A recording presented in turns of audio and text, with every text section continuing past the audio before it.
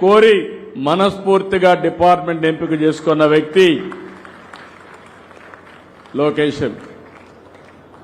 ఎందుకంటే నేను కూడా అనుకున్నాను, డిఫికల్ట్ డిపార్ట్మెంట్, అనునిత్యం పనులుంటాయి. కానీ అతనికి ఉండే స్టాన్ఫోర్డ్ వరకు చదువుకున్నాడు కాబట్టి ఆయన చూస్తే ప్రతి ఒక్కరూ మేము కూడా చదువుకొని పైకి రావాలనే కోరిక కలుగుతుంది. దాన్ని ప్రేరేపించే విధంగా కార్యక్రమాలు చేయమని చెప్పి కూడా ఆయనకి చెప్పా. అది చేస్తారని చెప్పి కూడా నేను మీ అందరికీ తెలియజేస్తున్నా.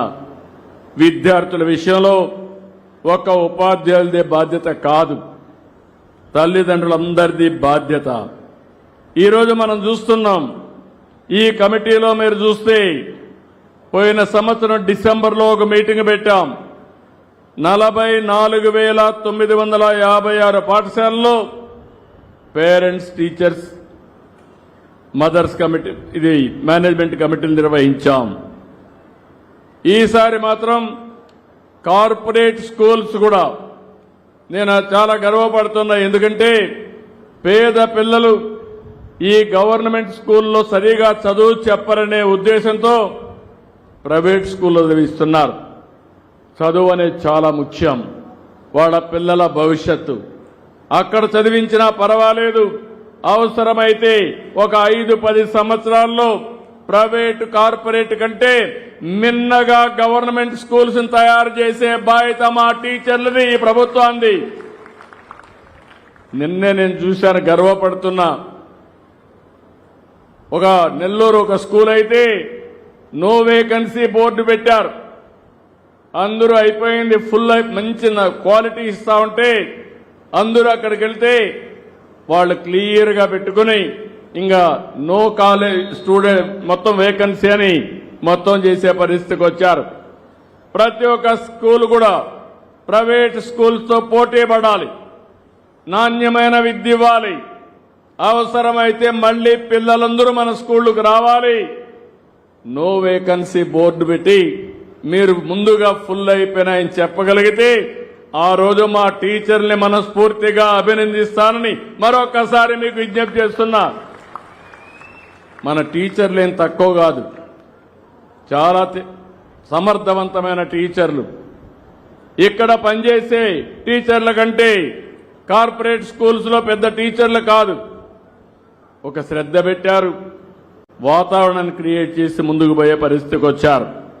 ఈరోజు రాష్ట్ర ప్రభుత్వ పరంగా ప్రభుత్వం ఎయిడెడ్, అన్ఎయిడెడ్, జూనియర్ కాలేజీలు అన్ని కలిసి నిర్వహిస్తున్నాం.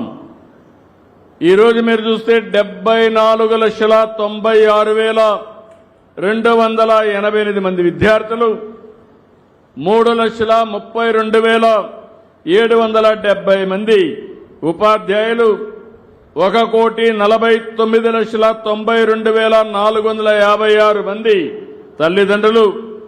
ఈ కార్యక్రమంలో 2,28,000 మంది, 2,28,000 మంది భాగస్వాములైనటువంటి ఏకైక కార్యక్రమం, గిన్నీస్ రికార్డు క్రియేట్ చేయడానికి అవకాశం ఉండే ఏకైక కార్యక్రమం ఈ మెగా పేరెంట్స్,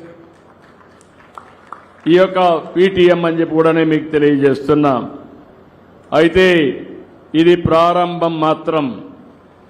నేను చూశాను, పిల్లలకి ప్రోగ్రెస్ కార్డులు ఇస్తున్నారు, హోలిస్టిక్ ప్రోగ్రెస్ కార్డ్స్ అన్ని ఇస్తున్నారు. ఇంకొక యాప్ తీసుకొస్తున్నారు, గ్రీన్ పాస్పోర్ట్ తీసుకొచ్చారు. ఇవన్నీ కూడా మీరు ఒక్కసారి చూసుకుంటే